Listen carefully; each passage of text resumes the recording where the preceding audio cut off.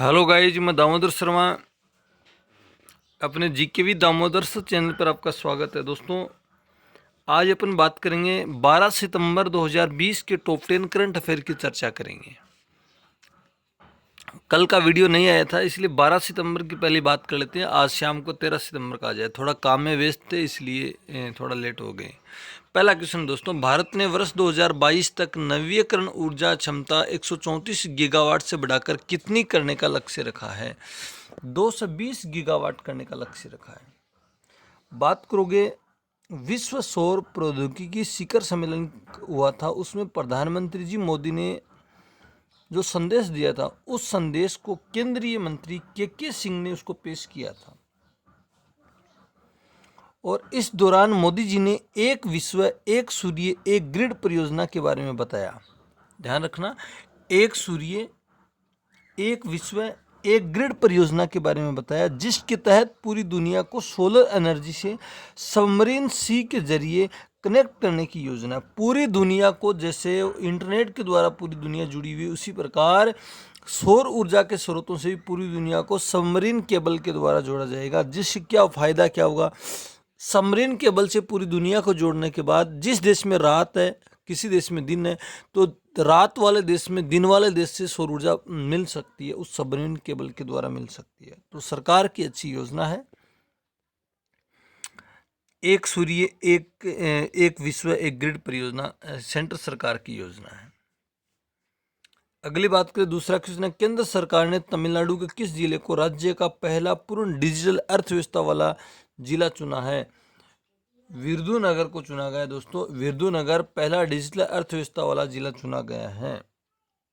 यहाँ पर बड़ी संख्या में लघु और मध्यम उद्योग रखने वाले लोग हैं, और यहाँ पर एटीएम कार्ड का बड़ा उपयोग, इंटरनेट बैंकिंग का बढ़ता उपयोग और बारकोड का इस्तेमाल यहाँ पर होता है। तो ये तमिलनाडु का पहला पूर्ण डिजिटल अर्थव्यवस्था वाला जिला चुना गया, विरुधुनगर। इसको याद रखना। जो अच्छा शानदार क्वेश्चन है दोस्तों। तमिलनाडु की बात करोगे, मुख्यमंत्री पलानीस्वामी है। तमिलनाडु के गवर्नर कौन है? बनवारी लाल पुरोहित। तमिलनाडु के गवर्नर है बनवारी लाल पुरोहित। राजधानी चेन्नई है ये तमिलनाडु की। तो आप याद रखना, तमिलनाडु की खूब सारी योजनाएं हैं। वहाँ पर हल्दी अनुसंधान संस्था की स्थापना की जाएगी सेंट्रल सरकार के द्वारा। तमिलनाडु में अन्ना अंतर्राष्ट्रीय हवाई अड्डा चेन्नई तमिलनाडु में है। अगला क्वेश्चन, हाल ही में किस तूफान ने जापान और दक्षिणी कोरिया में तबाही मचाई है? जापान और दक्षिणी कोरिया में टाइफून हेंशन ने तबाही मचाई है। टाइफून हर्षिन ने।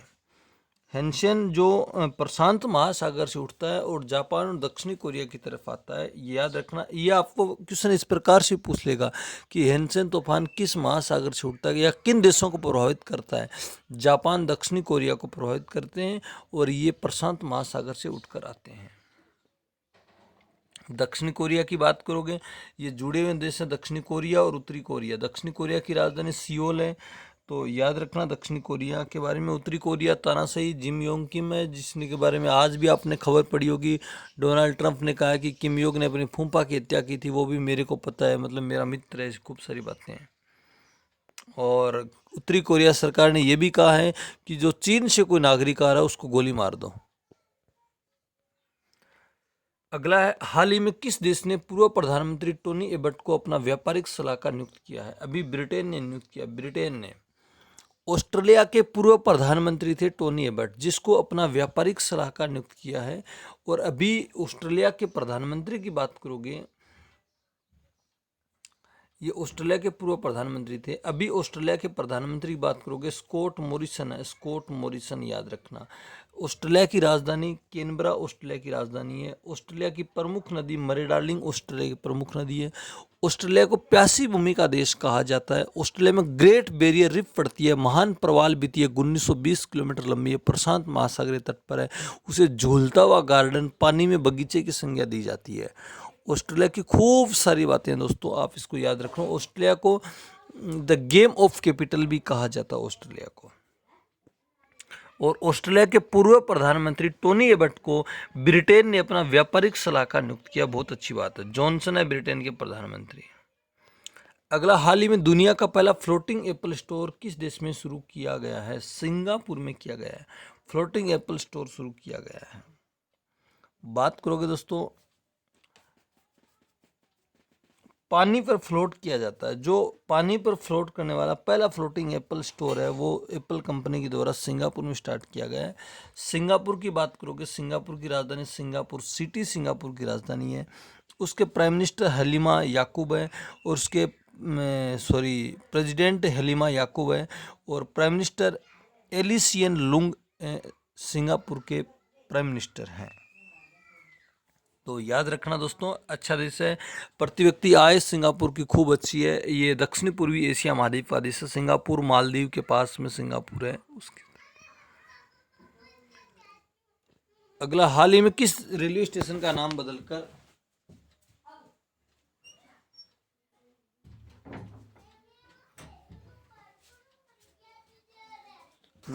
श्री सिद्धरूदा स्वामी रेलवे स्टेशन रखा गया है? हुबली रेलवे स्टेशन का नाम बदलकर। दोस्तों, आप चर्चा करोगे हुबली कहाँ पर है? हुबली कर्नाटक में पड़ता है दोस्तों। हुबली कर्नाटक का जंक्शन है, और उसी रेलवे स्टेशन का नाम बदल करके सिद्धरूदा स्वामी रेलवे स्टेशन रखा गया है। चर्चा करोगे दोस्तों हुबली की, खूब सारा क्वेश्चन मैं बताता हूँ हुबली के बारे में। हुबली में दक्षिणी पश्चिमी रेलवे का मुख्यालय, दक्षिणी जो 18 रेलवे जोन है उसमें दक्षिणी पश्चिमी रेलवे जोन का मुख्यालय हुबली कर्नाटक में ही है। हुबली में दुनिया का सबसे लंबा प्लेटफॉर्म बनाया जा रहा है। याद रखना, दुनिया का सबसे लंबा प्लेटफॉर्म कहाँ बनाया जा रहा है? हुबली में बनाया जा रहा है। अभी तक दुनिया का सबसे लंबा प्लेटफॉर्म गोरखपुर प्लेटफॉर्म है, 1.852 किलोमीटर लंबा है। अब बनाया कहाँ जा रहा है? हुबली में बनाया जा रहा है। और हुबली से पहले एक रेलवे स्टेशन का और भी नाम बदला था, आपको याद होगा, मंडुआ डीह रेलवे स्टेशन था, जिसका नाम बनारस रेलवे स्टेशन नाम किया गया था। वो उत्तर प्रदेश में था। ये कर्नाटक का पड़ता है। कर्नाटक के मुख्यमंत्री वीएस येदियुरप्पा हैं, और कर्नाटक के ही गवर्नर बज्जूभाई बाला कर्नाटक के गवर्नर हैं। राजधानी बेंगलुरु है, तो इसको याद रखना दोस्तों। अगला, हाल ही में जारी ग्लोबल इकोनॉमिक्स फ्रीडम इंडेक्स 2020 में शीर्ष पर कौन रहा है? बहुत शानदार क्वेश्चन है दोस्तों। इकोनॉमी फ्रीडम में हांगकांग प्रथम स्थान पर रहा। हांगकांग प्रथम स्थान पर है। सिंगापुर का दूसरा स्थान है, और भारत का कौन सा स्थान है? 105वां स्थान है। भारत ने 26 स्थान लुढ़क गया, भारत नीचे खिसक गया और 105वें स्थान पे चला गया। मतलब भारत विश्व गुरु बनने जा रहा है, लेकिन फिर भी देखो ग्लोबल इकोनॉमिक फ्रीडम में 26 स्थान लुढ़क गया, 105वें स्थान पे चला गया। प्रथम स्थान पे हांगकांग है। भारत कौन से स्थान पे? 105वें स्थान पर है। अगला, हाल ही में WHO के स्वतंत्र पैनल में कौन शामिल हुए हैं? प्रीति सूदन को शामिल किया गया। WHO का जो स्वतंत्र पैनल है WHO, बात करो देखो, WHO की स्थापना कब हुई थी? 7 अप्रैल 1948 को WHO की स्थापना हुई थी। इसका मुख्यालय जिनेवा स्विट्जरलैंड में मुख्यालय। अभी चर्चा चल रही है, जो कोविड-19 पेंडेमिक है उसको घोषित किया गया था पेंडेमिक, उसके बाद से लेकर के अब तक अमेरिका, चीन, इन सब में WHO का बहुत बड़ा रोल चल रहा है। अभी हाल ही में WHO का एक सम्मेलन हुआ जिसमें भारत ने सहयोग दिया, अमेरिका ने नहीं दिया, इजराइल ने उसका सहयोग नहीं दिया WHO का। तो खूब सारा विवाद में चल रहा है WHO हाल ही में, कभी क्या बोलता है कभी क्या बोलता है, लेकिन उस पर बिलीव नहीं किया जा सकता WHO पर भी। अगला, हाल ही में सिटी ग्रुप की पहली महिला CEO कौन बनी है? जेन फ्रेजर सिटी ग्रुप की पहली महिला CEO बनी है। जेन फ्रेजर ये अमेरिका के रहने वाले हैं, और सिटी ग्रुप की स्थापना 1998 में इसकी स्थापना होती है, और इसका मुख्यालय न्यूयॉर्क में इसका मुख्यालय पड़ता है दोस्तों। तो आप इसको याद रखना, कहाँ पर मुख्यालय? न्यूयॉर्क में इसका मुख्यालय है। इसकी पहली महिला CEO जेन फ्रेजर बनी है। अगला क्वेश्चन, हाल ही में द ब्रिंकिंग ऑफ कोकोन @40 नामक पुस्तक किसने लिखी है? राधा नायर ने लिखी है। राधा नायर की पुस्तक, आप जब भी पुस्तकों का जिक्र है पुस्तक का नाम याद रखा करो, पुस्तक के लेखक का नाम याद रख लिया करो दोस्तों। टॉप 10 करंट अफेयर है, कल का इंपॉर्टेंट है। मैं एक दिन का भी नहीं छोड़ूंगा दोस्तों, कहीं कभी लेट हो सकती है लेकिन छोड़ता नहीं हूँ। अब आपके लिए 2 क्वेश्चन है दोस्तों। हाल ही में नेशनल स्कूल ऑफ ड्रामा के नए चेयरमैन कौन बने हैं? और दूसरा क्वेश्चन, हाल ही में वीर सावरकर के नाम पर बने फ्लाईओवर का उद्घाटन कहाँ किया है? दोनों क्वेश्चनों के जवाब देना दोस्तों। वीडियो पसंद है लाइक करना, शेयर करना, चैनल को सब्सक्राइब करना। और इंडियन ज्योग्राफी क्लास भी मंडे से स्टार्ट कर देंगे सीकर जा कर के। और Damodar Sharma always with you. Thank you for watching. Okay.